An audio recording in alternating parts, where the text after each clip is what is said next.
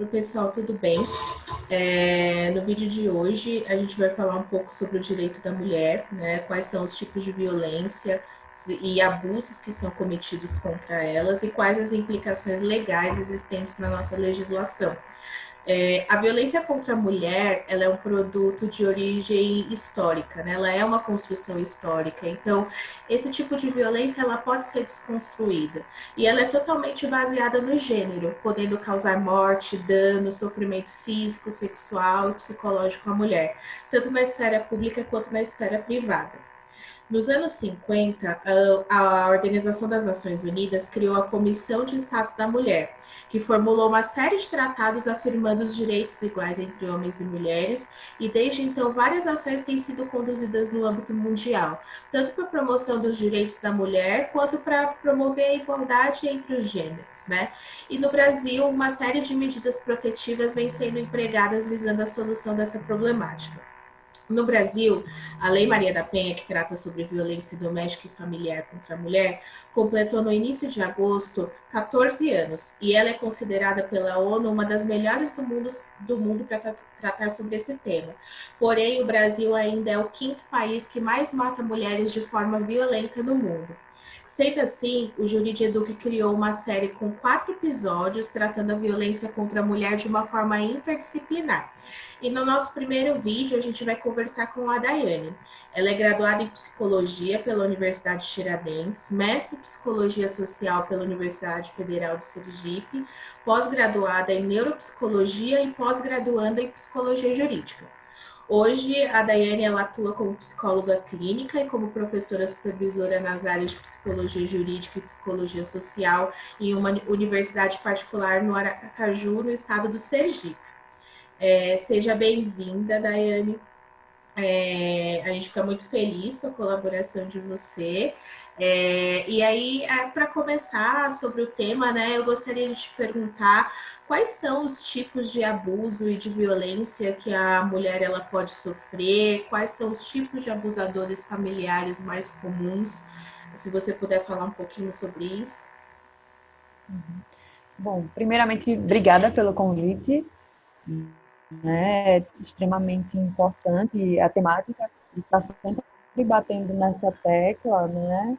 O diálogo sobre da informação, né? E está falando sobre o combate à violência contra a mulher, né? A violência doméstica em si. Dos tipos de violência que as mulheres sofrem, as que foram até incluídas também dentro da Lei Maria da Penha, né? Tem a violência física, né? A violência física, que aí ela vai consistir em qualquer ato que vai contra a integridade física, né? A saúde, ou seja, que ela vai interferir na saúde corporal dessa mulher, um tapa, né? Um empurrão, uma tortura, ferimentos que esse agressor possa vir a causar a essa mulher, né? Atirar algum objeto, lesionar essa mulher com algum objeto que possa perfurar, que possa cortar, né? Bom, agredir fisicamente de alguma forma seria via configurar essa violência física, né? Aí um outro tipo de violência seria a violência psicológica, que aí entra que é o que a gente chama a violência, uma das violências mais silenciosas de todas, porque muitas vezes ela é muito difícil de ser configurada, né, de ser identificada também, porque vai entrar como qualquer tipo de ação, né, ou de comportamento dessa pessoa identificada como agressor que venha causar dano emocional para essa mulher, né, que venha prejudicar o desenvolvimento dela, né, que possa vir a perturbar o desenvolvimento dessa mulher, né, que cause dano emocional, enfim, né, e aí o que seria essa violência psicológica, né? O que poderia configurar? Constranger essa mulher, ameaçar, manipular, humilhar, né? Impedir que ela tenha contatos, por exemplo, com familiares, né? Impedir que ela tenha contato com amigos, né? Perseguir, impedir que ela tenha uma vida social para além do contato com esse agressor, né? Chantagear, explorar, isolar de algum modo, ridicularizar, o famoso gaslighting, né? Que é distorcer também, distorcer o que essa mulher fala, né? Como é que eu posso tentar aqui exemplificar? Por exemplo, mentir o tempo inteiro e negar essa mentira, né? Se colocando ela contra ela mesma, Uhum. né? Tipo, você tá doida, você tá louca, né? Para que essa mulher sempre duvide da sua sanidade Daquilo que ela mental, mesma né? falou. Ou sempre duvide isso, né? Ou duvide do que está acontecendo ali naquele relacionamento, né? Daquela relação interpessoal, né? Em si,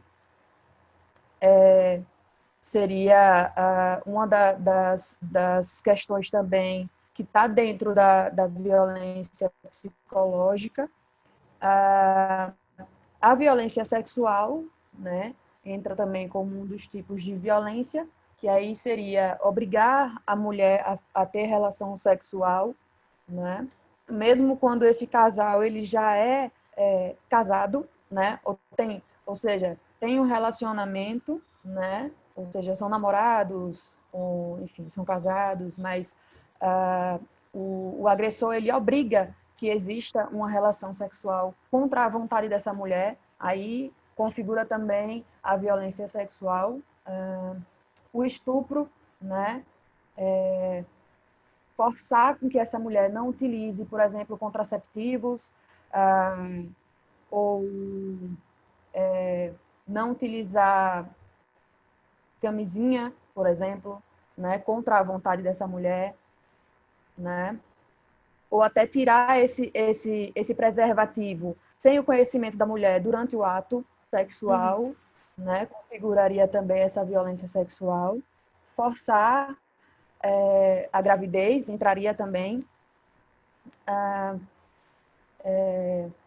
E aí, outro tipo de violência seria a violência patrimonial, né, que é destruir algum bem dessa mulher, né, dessa vítima, né, furtar algum bem dela, extorquir algum dinheiro dela, né? Se aproveitar de alguma forma material dessa mulher, né? Deixa eu ver. E a violência moral, né? Seria o quinto tipo de violência, que aí seria, por exemplo, expor essa mulher a algum tipo de ridicularização, por exemplo, né? Expor a vida íntima, desvalorizar por conta do jeito que ela se veste, né? Acusar ela de traição, por exemplo, né? E caluniar, né? Difamar, coisas do tipo, isso seria dentro da violência moral, né? Para eu entender um pouco Esse melhor, seria a violência moral e a violência psicológica, elas são bem parecidas, né? São bem parecidas, mas a violência moral, ela é mais perante outras pessoas. E a violência psicológica seria entre o casal. isso, muito bem colocado. É importante aqui eu afirmar que, por mais surpreendente que seja, todos os tipos de violência, eles podem vir a deixar algum trauma psicológico, né? Todos esses tipos de violência, eles podem deixar algum trauma psicológico a depender de como essa mulher vivencie esses tipos de violência e como é que ela vai lidar com as consequências dessa vivência. Mas, como você falou, né, realmente a diferença, eu acho que o ponto crucial aí da diferença, da linha tênue do que diferencia a violência moral para a violência psicológica seria isso, né? A exposição para terceiros de como que a mulher vai estar sofrendo essa violência do modo moral para o modo psicológico, né? É uma linha bastante tênue do que vai diferenciar aí, né? Uhum, entendi. E aí você comentou, né, desses 5 tipos, mas como você mesma disse, né, um tipo de violência não impede que ele esteja enquadrado em outro, né? Ele pode causar, por exemplo, um dano patrimonial para a vítima, ele pode causar vários tipos de violência contra essa mulher que não necessariamente seja violência física, né? Isso, isso. E é extremamente importante porque quando a gente fala dessas questões, né, até sociohistóricas e culturais, fica muito até impregnado em muitas mulheres de achar que a violência, né, os relacionamentos abusivos, eles só se configuram quando existe a violência física, né? Então, é comum, por exemplo, aparecer em consultórios muitas mulheres com problemas de autoestima, né, com dificuldades de relações interpessoais, né, com dependências emocionais dos seus parceiros, mas por sofrerem, por exemplo, muito violência psicológica, mas não têm essa consciência de que Entendi. sofrem, de que sofrem violência psicológica e que muitas vezes essa baixa autoestima é uma consequência dessa violência psicológica, né? Ou seja, não necessariamente a, a violência ela vai estar somente exclusivamente, digamos, exclusivamente dentro de um tipo dessa violência, né? Como você bem falou, não necessariamente se um agressor ele vai violentar uma mulher de forma física, ele não vai violentar de uma forma, ou se ele vai violentar de forma psicológica, ele enfim, né? Vai ficar preso só em. Não, pode até incluir todos os tipos, e eu acho que é importantíssimo ter é, esse conhecimento, de difundir esse conhecimento, né, sobre quais são os tipos de violência, sobre o que é um relacionamento abusivo, porque acaba causando realmente diversas consequências e muitas mulheres não têm conhecimento de que estão dentro, muitas vezes estão dentro de um relacionamento abusivo e não sabem que estão E dentro de um relacionamento. geralmente como elas percebem? Porque a agressão física ela é um pouco mais fácil de diagnosticar, eu acredito, né? Porque deixam marcas visuais, né? Então, ela mesma, a partir do momento que ela é agredida fisicamente, ela já percebe, ou algum familiar, né? Mas esses outros tipos de violência, como essas mulheres elas percebem, geralmente, que elas estão sofrendo esse tipo de violência? Uhum. Então, muitas vezes são por mudanças de comportamento, né, que vão acontecendo ao decorrer do tempo e que ou amigos, amigas, familiares começam a perceber, né, e sinalizam. Por exemplo, a pessoa saía, gostava de sair, começa a parar de sair, né, ou o modo de se vestir começa a mudar bastante também, né. Essa pessoa costumava ser animada, e aí ela começa a ser um pouco mais contida, mais retraída, né? E às vezes da própria pessoa começa a perceber. Por exemplo, a pessoa gostava muito de ir à praia, e aí ela começa a abrir mão de coisas que ela gosta, né? Para poder estar satisfazendo só o que aquela pessoa, o que o companheiro ou a companheira, né? Acaba colocando como prioridade, né? E aí fala, é porque eu quero te proteger, enfim, né? Começa a colocar algumas desculpas para poder controlar o movimento da sua parceira, né?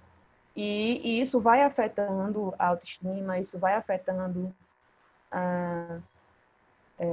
todo o funcionamento daquela pessoa, né? E aí ela vai se dando conta que aquilo não está tão saudável assim, e vai se questionando, né? Então, às vezes, os familiares questionam, né? Quando é muito sutil, demora, às vezes, um pouco mais, porque essa pessoa acaba se excluindo dos grupos de amigos, por exemplo, né?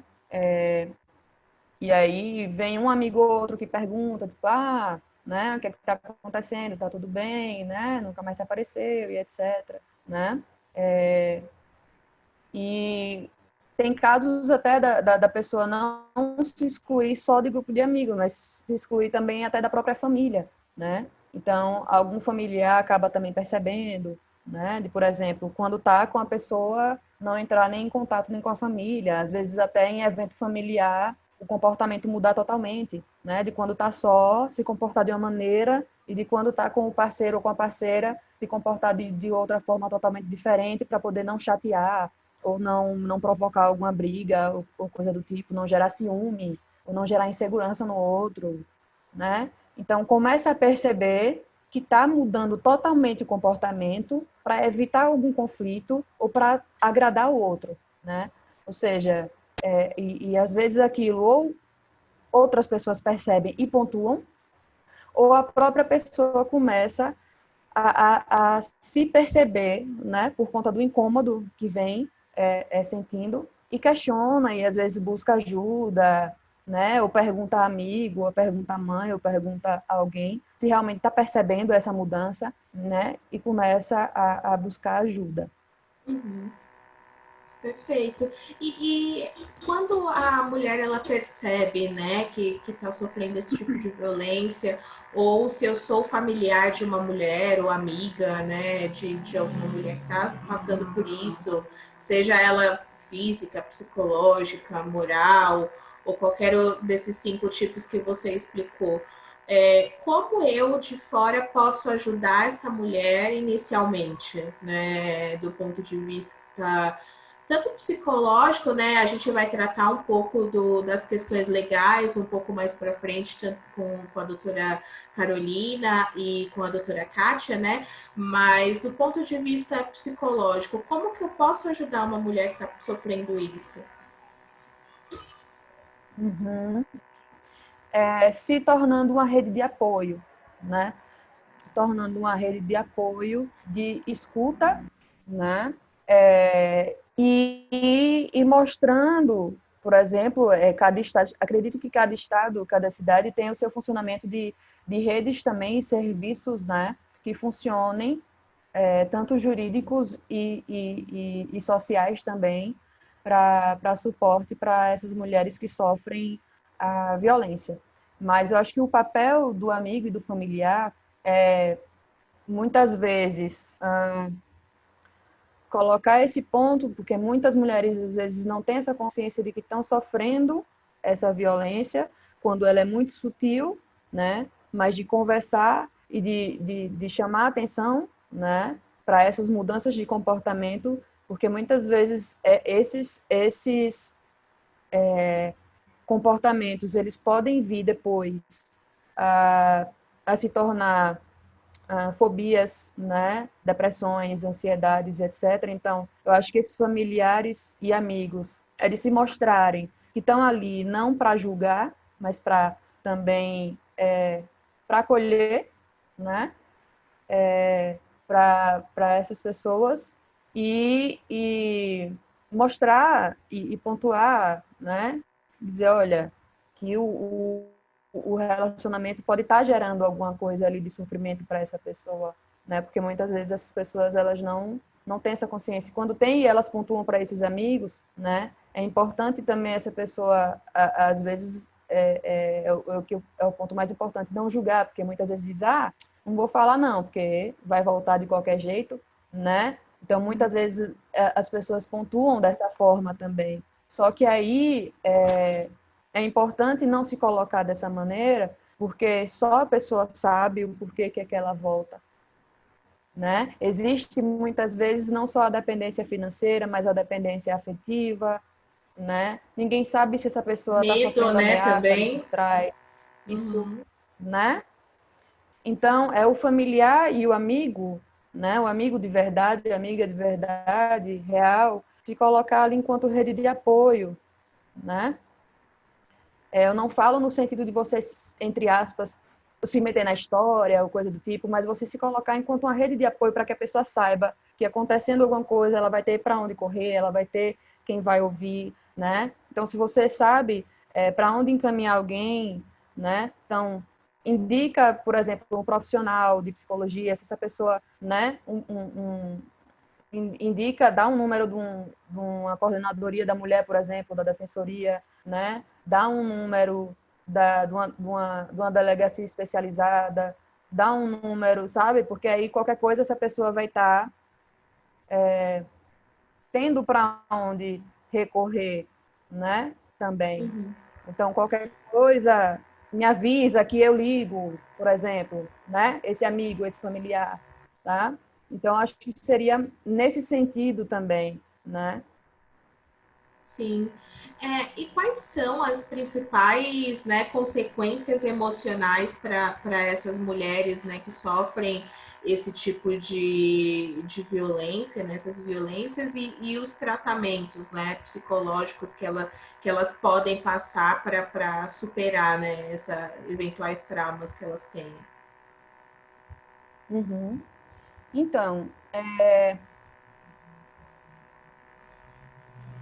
no começo, eu não lembro se eu tinha respondido, mas no começo eu tinha perguntado quais são geralmente os principais agressores, né? Uhum. Como tinha falado sobre essa questão histórica, né, cultural e etc. Muitas vezes essas violências elas são perpetuadas, né, intrageracionais e etc.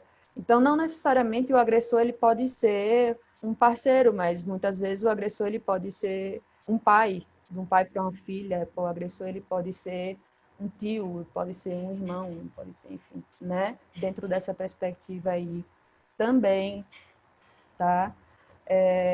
As consequências, dentro dessas consequências, pode gerar essa sensação de inutilidade, né? A mulher começar a se sentir inútil, né? A, a começar a ter essa baixa autoestima, não começar a gerar fobias também, né? A evitar esse contato com outras pessoas, a não conseguir sair em público, né? Porque qualquer olhar, qualquer contato público, ela pode se sentir julgada, ela pode se sentir ameaçada, ela pode, né, achar que vai ser agredida a qualquer momento. Pânico, bem, né? Pode gerar também distúrbios alimentares, né? Porque isso vai estar relacionado também a como ela se enxerga, né? A como esse tipo de violência fez com que ela começasse a olhar para ela mesma também, né? De forma distorcida, né? Pode vir também a gerar questões de ordem sexual, né? Então, como que essa mulher ela vai conseguir se relacionar com outras pessoas até depois disso, ou até também com esse mesmo agressor, obviamente, né? Se esse agressor for parceiro ou parceira, né? E também pode vir a gerar questões também de ordem reprodutiva, né? Como, por exemplo, uma delas poderia ser a gravidez indesejada, né? Pode gerar transtornos de ansiedade, pode também gerar depressão, né?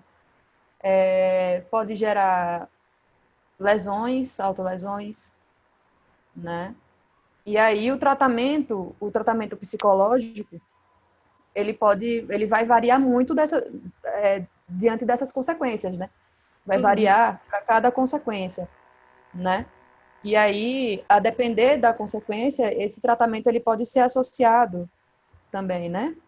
Ele pode ser um tratamento psicológico associado, psicoterapia associada com a psiquiatria em conjunto, enfim, depende muito da consequência que gerou essa violência, né? E aí, acredito que seja isso, Juliana, né? Acho que é importante também entender, né, que muitas vezes algumas dessas mulheres elas conseguem se empoderar e quando tem uma rede de apoio forte, né, consegue se sair a tempo dessas violências. Nem sempre elas passam por psicoterapia, nem sempre, e conseguem se fortalecer. Muitas delas entram em militâncias, né? Entram em grupos de militância e fortalecimento e ajudam outras mulheres, e isso acaba se tornando terapêutico, né? E não necessariamente passam por psicoterapia, né? Mas, em alguns casos, a psicoterapia e o tratamento psicoterápico, o acompanhamento acaba sendo extremamente necessário. Então, por isso que é importante visualizar cada caso, né, com cuidado, porque a violência, os diversos tipos de violência doméstica, violência contra a mulher, é extremamente sério e causa muitos danos, não só para essas mulheres, mas para todo mundo que acaba vivendo em torno desse caso, principalmente crianças e adolescentes, né? Também junto dessa mulher que acaba sendo vítima desses Sem fatores. dúvida. Não, sem dúvida. Isso que você falou sobre rede de apoio, de mulheres ajudarem outras mulheres, isso é muito importante. Eu vi uma reportagem recentemente de uma moça que ela era inicialmente abusada pelo padrasto, aí ela fugiu de casa, foi morar na rua, e aí ela foi acolhida por uma ONG, e ela é psicóloga nessa ONG e atende crianças e adolescentes que passam pela mesma coisa que ela passou, né? Mas é um caso, né? E aí cada um tem que ser acompanhado de uma forma. Na dúvida, o ideal seria realmente procurar um profissional, né? Ter um acompanhamento, procurar pessoas de confiança para tentar sair desse problema, né? Isso, com certeza, com certeza. Porque nem todo mundo consegue se reerguer sozinho, É né? verdade. Nem todo mundo tem uma estrutura psíquica que dá conta só, né? E aí, por isso que é importante ter essa rede de apoio, porque aí, quando a própria pessoa não se dá conta, um sinaliza para o outro e aí vai, né? É Nessa verdade. perspectiva, né? Eu agradeço, Dai, pela sua participação, foi bastante esclarecedor. Nos próximos vídeos a gente vai conversar com uma assistente social, né, que ela vai trazer um pouco das formas que o Estado, ONGs, né, podem auxiliar essas mulheres. A gente também vai contar com uma advogada criminalista que vai tratar um pouco mais sobre a Lei Maria da Penha, né, dos aspectos legais.